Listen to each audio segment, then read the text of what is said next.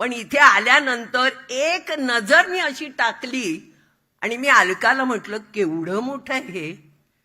आमचं शिवाजी मंदिर गडकरी रंगायतनपेक्षा मोठं आहे. मला खूप बरं वाटलं.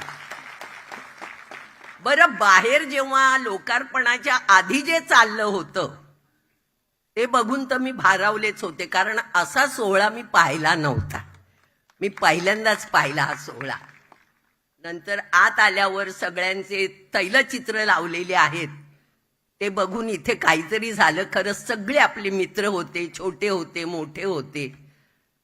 खूप भरून आलं त्यांना बघून मला. आणि नंतर कळलं की कोणी ते काढलंय म्हणून त्यांचाही सत्कार केला. मला खूप आनंद झाला. पण हा रंगमंच उभारण्यासाठी ज्यांनी जागा दिली त्यांना मी पहिलं वंदन करते. आणि जागा दिल्यानंतर ते बांधून घेण्यामध्ये या बाप लेकांनी जे काही केलंय कर्तृत्व, त्यांना मी दोघांना हात जोडते.